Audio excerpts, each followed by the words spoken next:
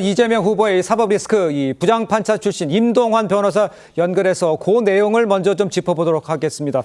자, 변호사님 나와 계시죠? 네, 안녕하십니까? 네, 안녕하세요. 어제 이제 서울고법이 이재명 후보 선거법 사건 이 파기환송심 첫 공판기일을 빠르게 오는 15일 오후 2시로 지정을 했는데 대법원의 유죄 취지로 이제 사건을 돌려보는 이제 하루 만입니다. 이 속도를 내는 이유 어떻다고 보면 맞습니까?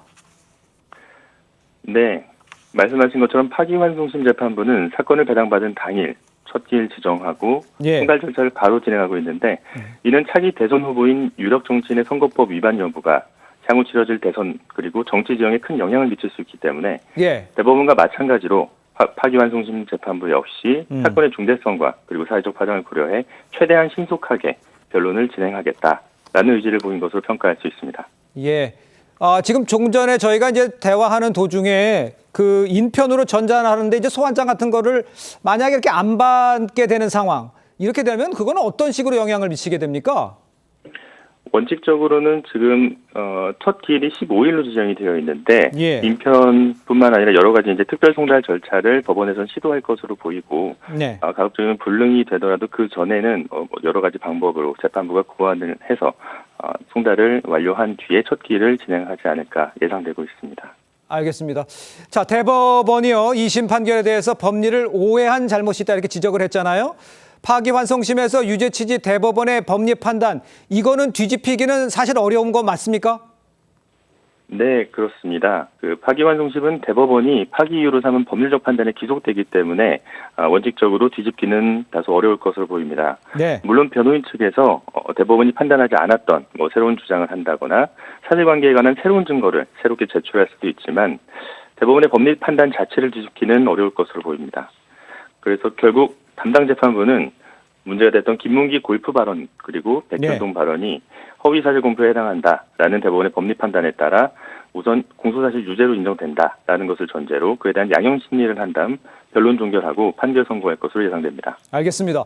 자, 그러면 만약에 이 판결이 나오면 결론적으로는 대법원의 최종 판결이 언제 나오냐 이거잖아요. 대법원이 재상고할 수 있는 상황에서 시간을 끌면 그러면 어느 정도까지 나올 수 있다 이렇게 예상할 수는 있습니까?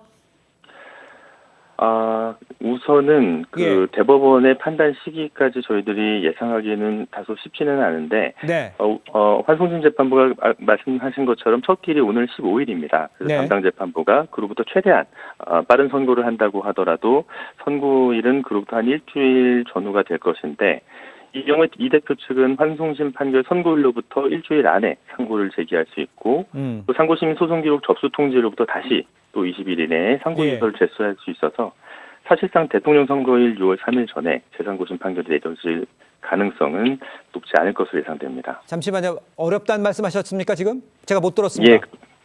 다소 그 가능성은 높지 않을 것 같습니다. 알겠습니다. 자, 그렇다면 그 헌법 84조에는 이 내란 외환죄 외에는 대통령이 소추받지 않게 형사상 소추받지 않게 돼 있지 않습니까? 그래서 만약에 이재명 후보가 당선이 되면 이 재판되는 거 이 논란이 있을 수 있을 것 같아요. 이건 어떻게 예상을 하세요?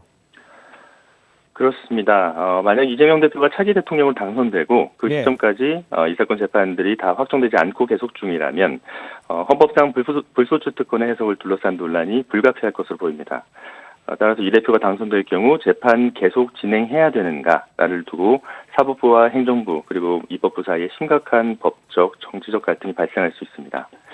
만약 대선 전에 환송심 판결이 선고돼서 기록이 재상고심에 넘어간 상태라면 대법원은 재상고심 그 절차를 통해서 헌법 84조 적용 범위에 관한 판단을 내릴 가능성도 있습니다. 이에 따라서 대법원이 최종 판결을 선고할 것인지 아니면 대통령 재임 기간 동안에는 재판을 중지할 것인지 고민할 것으로 보입니다. 알겠습니다. 그래서 민주당에서 형사소송법 개정안 낸다고 그러는데 이거는 법조인의 입장에서 어떻게 받아들이십니까? 그 민주당으로서는 지금 형사소송법 개정안 올리면서 이재명 대표의 법률적인 리스크, 거기에 대한 안전장치를 마련하겠다라는 것을 평가할 수 있을 것 같기는 한데요.